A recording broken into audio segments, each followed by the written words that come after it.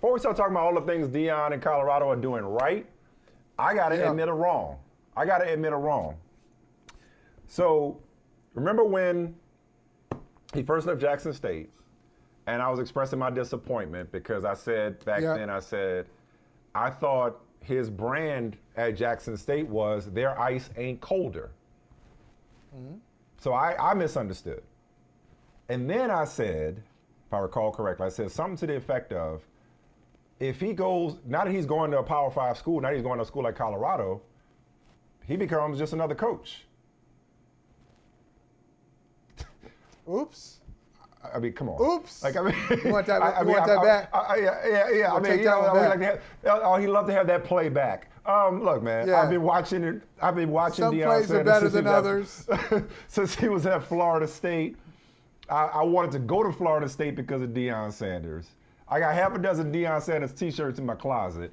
I watched him with the Braves. I watched him with the Yankees. I watched him with the Falcons and the Cowboys and the Niners. I ain't a damn thing about Deion Sanders in any walk of life that he has chosen like anybody else. Shame on me. He may be a Power 5 coach, but one Deion Sanders, and we're seeing it every Saturday. Thank you. Yes. You know, yes. one dude walking around with armor bearers. They're like his security. No, that ain't security. That's armor bearers. talk about F around and find out. Okay. Don't nobody move like this dude. Nobody moved on the field like him. Nobody moved on the field like him. Nobody moved on the diamond like him. Nobody moves in life like Deion Sanders. I apologize. Go ahead, Michael. Yeah. He don't. You know, they asked. You know what I'm talking about? You know what I'm talking about? Them armor bearers. Exactly. You know what I'm talking about? Them armor bearers. They don't need heat. They don't need heat. That's right. They got smoke nonetheless. They'd be like, "Hey, where's Coach Sanders for the press conference?" Well, he's in the pastor's study right now. He'll be with you in a second. I mean, like everything with Deion is just different. Look, you know, with college football, my heart is with the Buckeyes. But my attention, my mind is on the Colorado Buffaloes. I've been paying attention to them. I said last week, I know their schedule. I pretty much know their schedule by heart because I've been paying attention to them.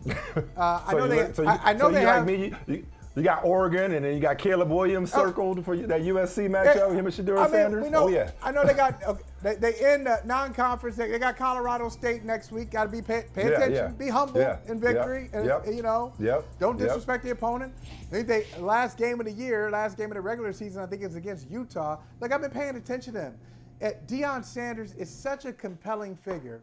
He's so good for college football. He's so good for business. He's so good for media purposes. He is really changing the game right before us. It is changing. I don't know how far he's going to go with it, but nobody's like Deion Sanders. There's no coach in college football who he reminds me of. Did you see the people at the game? Like you talk about bring them out. This dude had not everybody in their mama. He had Wu-Tang. He had the Wu-Tang Clan at the game. Hold on. No, how about this? He ain't got everybody in their mama. He got everybody in their grandmama and their great-grandma. Because how about him dancing with the 98-year-old woman, had her saying, talking about give me my theme music. Give me my theme music. I mean, like, this is great. And it's so good. This is the show. It's so good for not just college football. It's good for sports. It's just good to see this story unfolding because we don't know where it's going to go. I don't know. Like Deion, would I be surprised if they go to a bowl? No. Would I be surprised if they wind up 500? I wouldn't be surprised with that either. I just don't know. It's just creative. Unpredictable weekly drama. He's the main character of it, and I know that throws some other coaches off because they say it's all about the kids, even though they don't believe it. Deion says it's all about the kids. I think he does believe it, but we are guilty of just paying attention to him because we can't help it. Well, but I said this in passing, talking about all right, where it goes. Who knows where it goes? I said this in passing earlier. But it's just like, he got to be going to the NFL. Like, I mean, not to say that he won't. because he clearly, so there's the bravado, there's the style, there's the press conference, like there's the give me my theme music, there's the pitch man, there's the guy that could sell water to a well or a whale, whichever you prefer. Right. There's that guy that could recruit.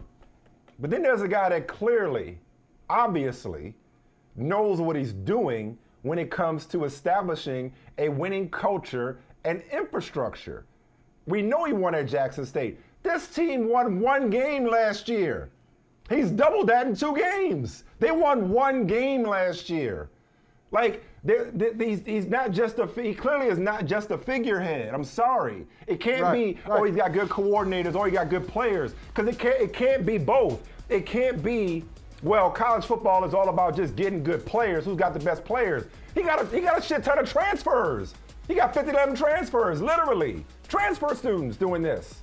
You know, he ain't turned it over that much to be winning like this. And I know it's only 2 games, and there's still room for that. I said even last week, I hope that his mouth doesn't write a check that his players can't cash. I hope not, because again, they're going to be circled on everybody's schedule. And are they this good? You play who you play, and they 2-0. That's all I know. And they beat the brakes off of Nebraska. That's all I know. You know, and so there's something to his coaching acumen. You know, not just the character, but his coaching acumen that I would like to think would attract NFL owners, unless they're threatened by him being the show. But if they want to make money, if you're in it to make money, if it's a bottom line business and you're in it to make money, this dude, I said this last week, I know you said it as well, but we ain't said it to each other. This dude making a lot of people a lot of money. They got 2 networks taking their pregame show to Colorado next week. He's making a lot of people a lot of money. Okay, but is it okay? Because I think it is. I'm just going to ask you this question. I don't know where you stand on it, because I know we kind of went in different directions on the Jackson State thing. He got a lot of criticism for leaving Jackson. I didn't think he deserved it. I thought he was well within his rights to leave. Never thought he would be there for the rest of his coaching career. But is it okay if Deion Sanders, great for college football, great for Colorado right now, is it okay if he's in it for the money? Is that all right? That, everybody else is making money. It's okay? Yeah. Okay, that's all right. I can't keep track of what conference anybody's in. Hell yeah, yes. And if he decide if he went, if he needs to leave after a couple years, and him and Shador, or after this year, if him and Shador wreck shop for 1 year, and he put Shador in the first round, and some organization, I'm spitballing here, some organization was like, yo, we bringing Deion Sanders in to be our coach, and we drafted Shador Sanders, and we want the primetime show, okay? If some organization decided to do that, or if some organization that Caleb Williams is skeptical about, I don't know, about going to, and a condition is either Lincoln Riley or Deion Sanders, I don't know. I'm talking out of my ass, which how is that different than any other day, Michael? I know, but I'm saying, absolutely it'd be fine if he left. Again, and just to go back to the Jackson State thing momentarily, the difference for me would be, A, okay, now I know what it is.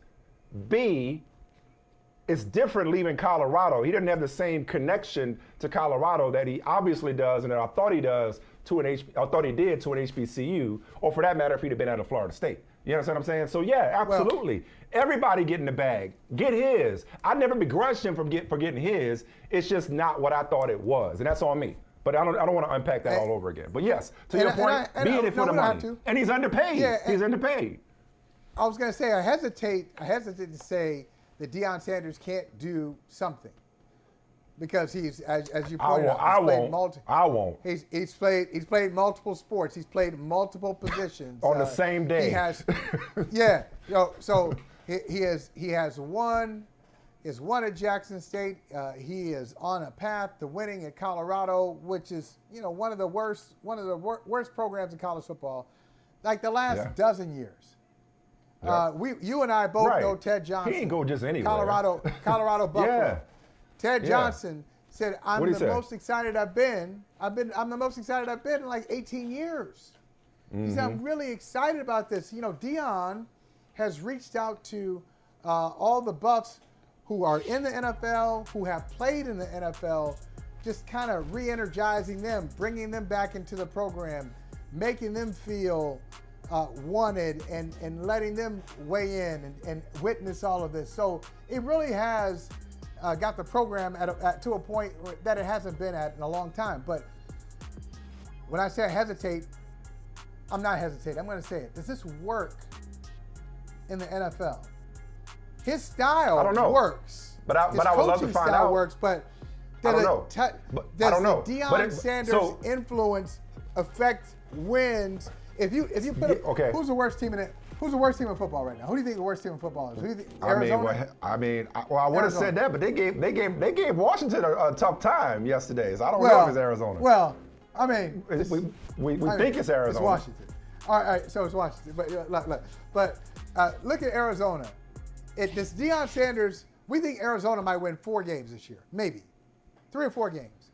Does Sanders go into Arizona? Could he take this act there and all of a sudden they win 9 because of the Deion energy, the Deion charisma, the Deion effect?